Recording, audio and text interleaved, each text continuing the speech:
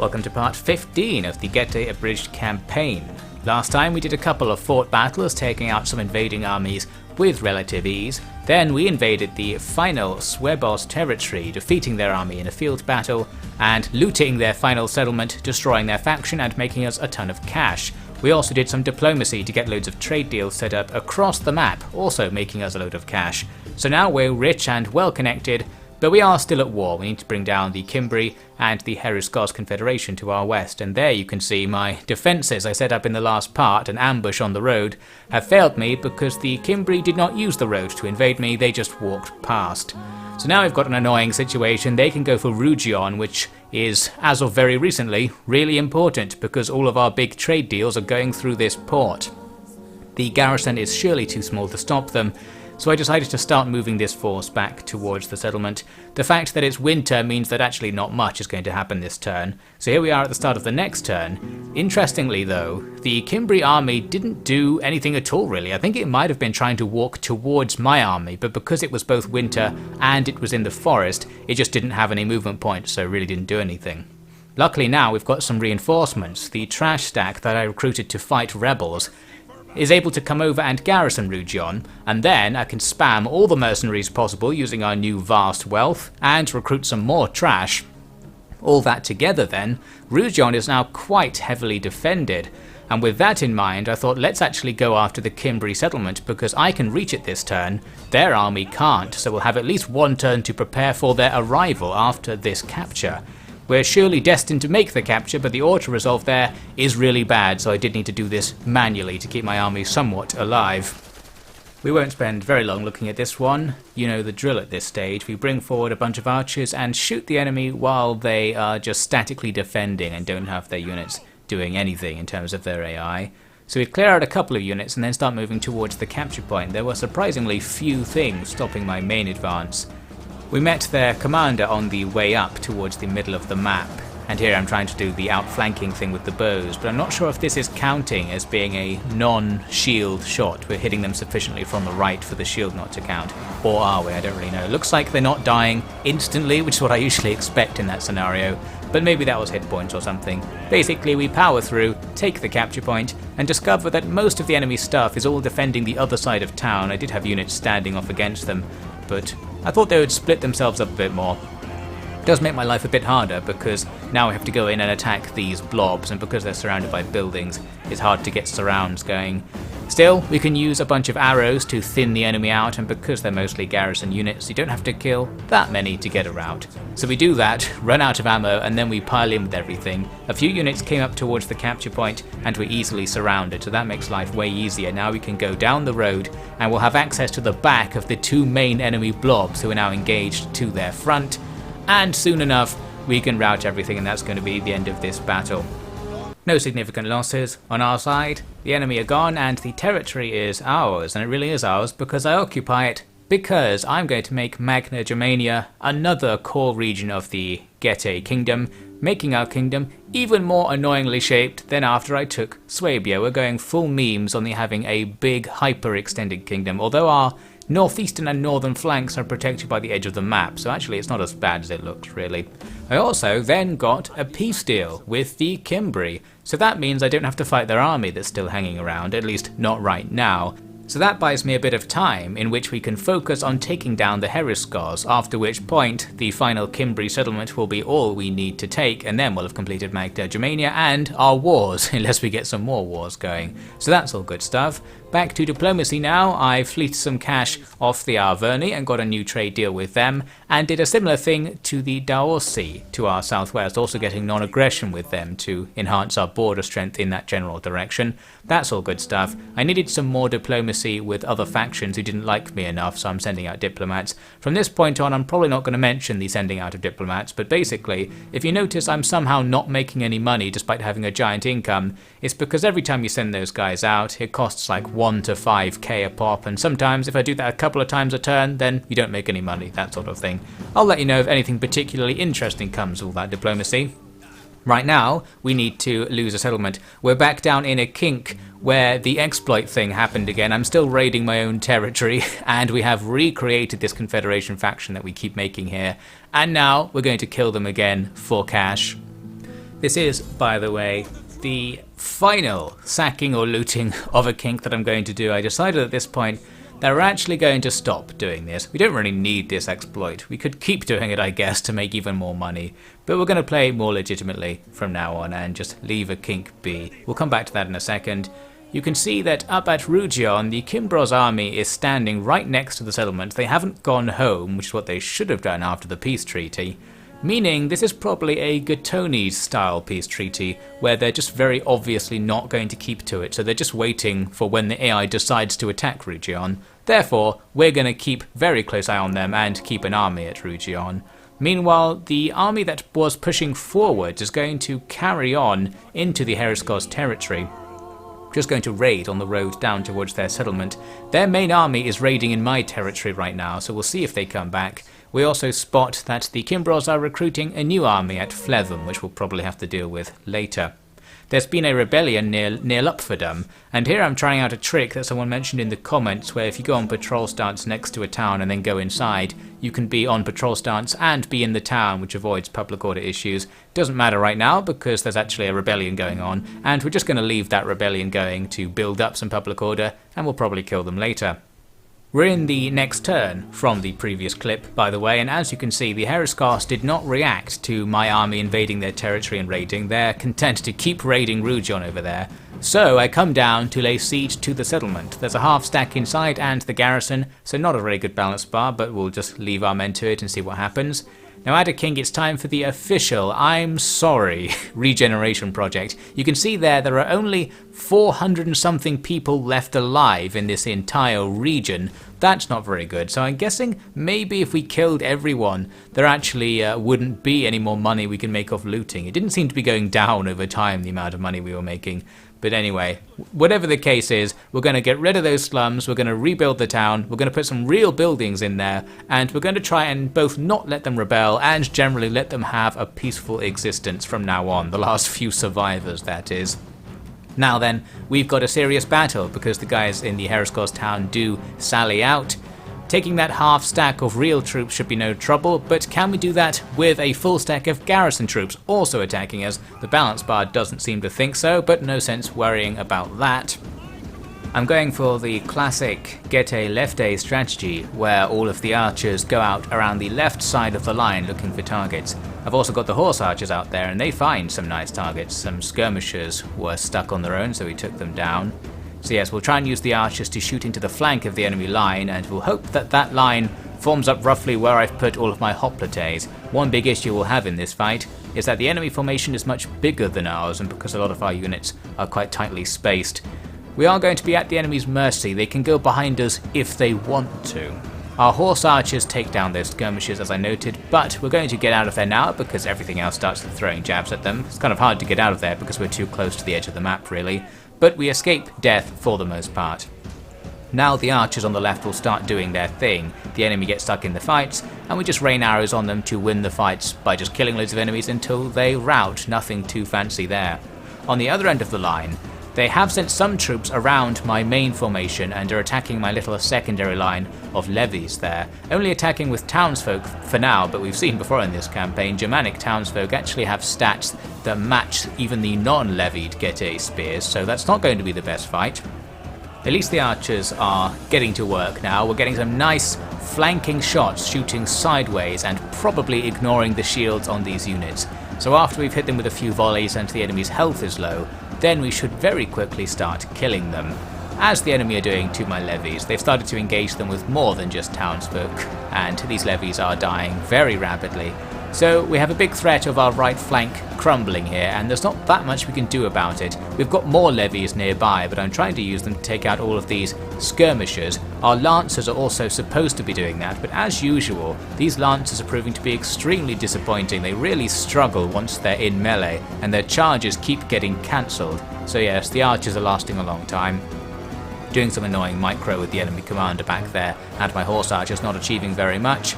But here we go, back on the front lines. The rain of arrows has started to thin out this blob, and that unit's now going to rout quite easily. Looks like my archers are only just still firing. They're almost in melee, but my little screen of Getae spears here is just barely keeping the enemy at bay.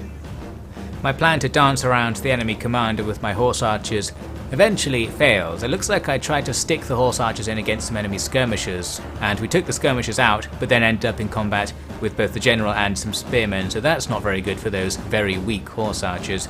We're still somehow holding the enemy away from our archers on the left here. It's a real messy situation, but we're going to clear that up by having the archers actually attack the targets closest to them rather than focusing on the main line for now. That will help out a lot. Not really helping, surprisingly, are these big lancer charges I'm getting into the back of the enemy blobs. I just really expected the lancer charges to do better. I'm guessing they're a charge focused unit. I don't actually know what their stats are, but they don't seem to do very much with their charges, especially compared to like horse archers and scout cav, which have been successful for us.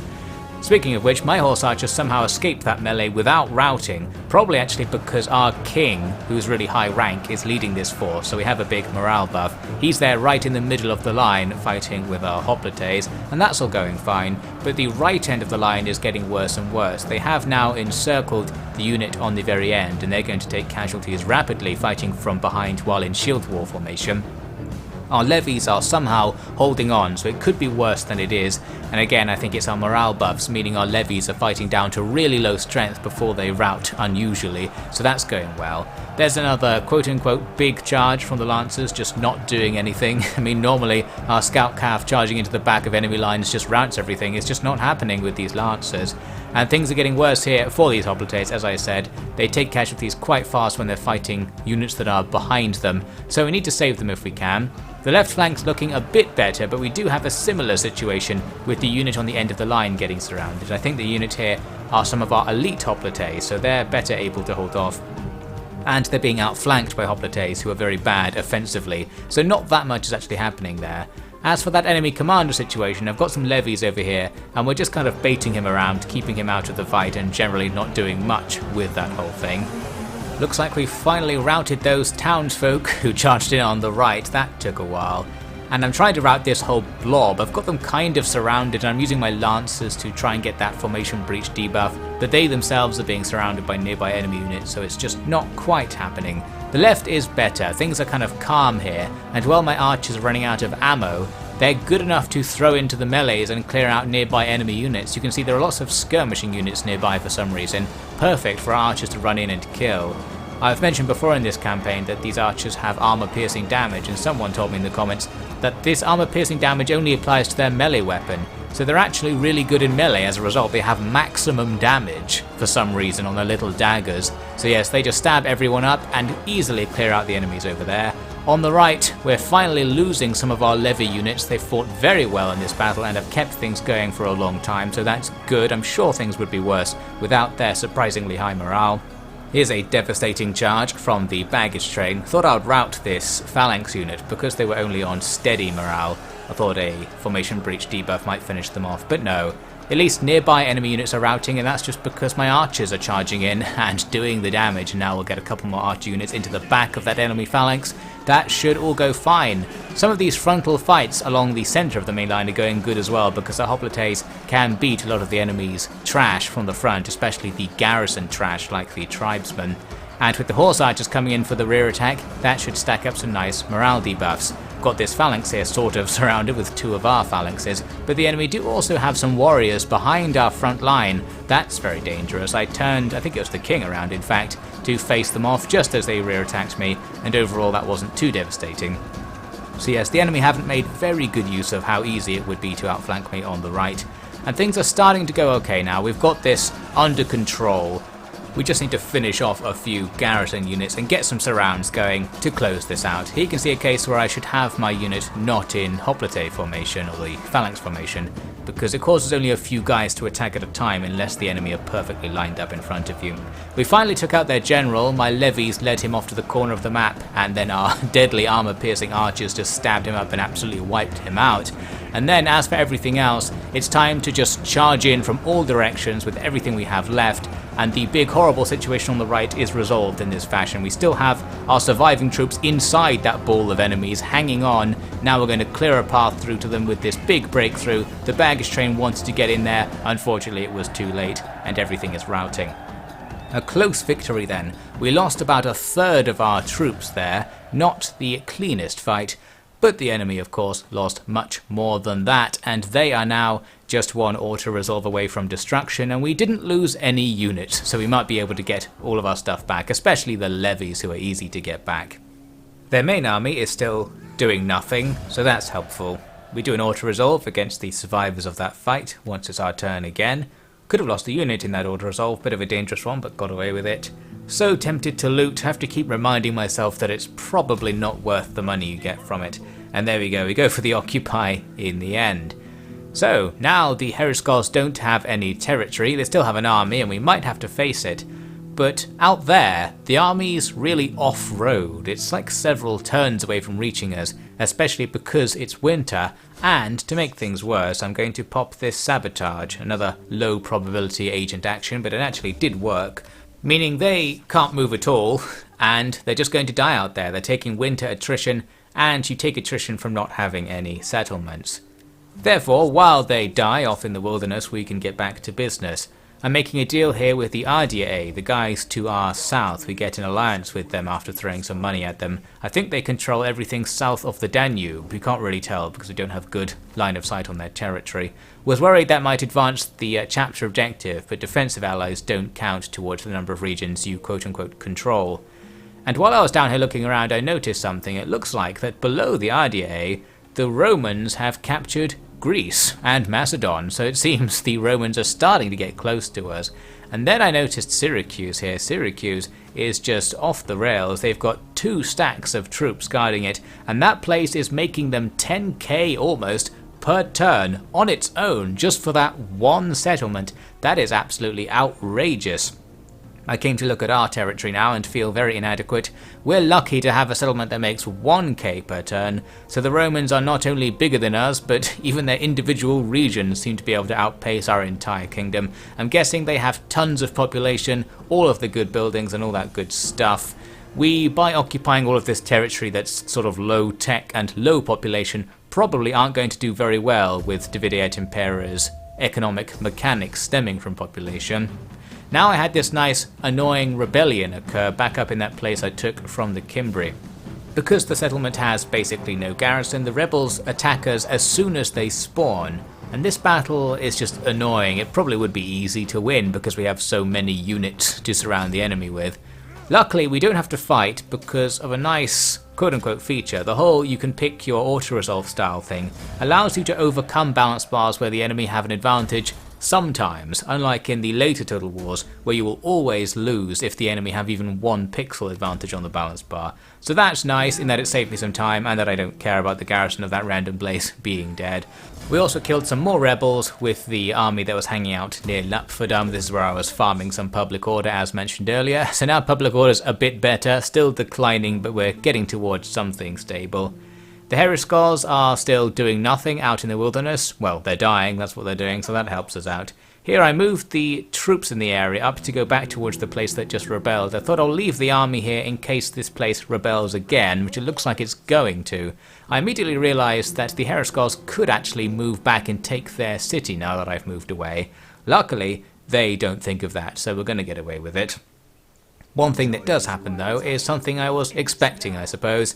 The Cimbri come back to war with us before the peace treaty has expired, so well done to them. We don't need our allies for this one, so we'll just fight them. And as expected, the army that was just sitting next to Rujon this whole time immediately attacks. This is what they wanted all along. The thing is, we've now got a quite substantial force here ourselves, with a few decent units even.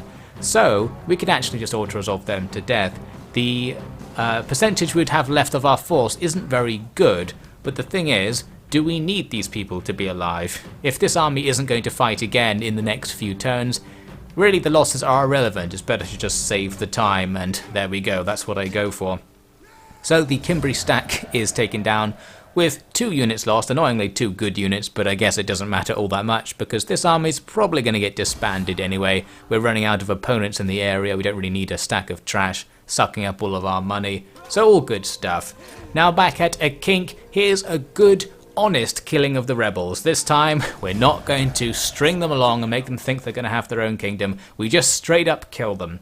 I was noting, by the way, that the number of rebels we killed is actually larger than the total population of the region. Luckily, it seems killing the rebels doesn't actually reduce the region's population, so they're not all dead. Whoever those guys were, they've gone away, and we can go back to gradually rebuilding this place into a glorious utopia.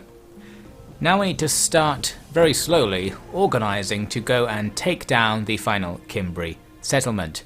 This army is going to move up to the border, where we can see the enemy are already recruiting another force. We're not going to get there in time to stop them, so we will have to fight some kind of decisive battle with them. But I've now got 3 armies in this general area, so I'm going to start moving at least 2 of them over to go and deal with that campaign to make sure things are relatively easy. And there, I think that was me killing their king, the survivor from that previous auto-resolve. Now, we've talked a lot about population in this episode, and here was another population-based fact that I discovered while poking around. I was wondering why my public order was so bad even in my stable regions, and here it says that I have a 70% slave population, and that's probably why. Basically, everybody is enslaved in the Getae kingdom, which doesn't sound all that good. I think the reason is because when I was doing that looting exploit, the reason that Akink has no population is because it's spreading the population among your other regions when you loot something, but as slaves. So all of the former residents of Akink and everywhere else I've looted along the way are now causing trouble across the kingdom, and I think all we can do is wait a long time. Eventually the slaves will get freed, die off, run away, that sort of thing, and gradually your population becomes a free men population and things are fine.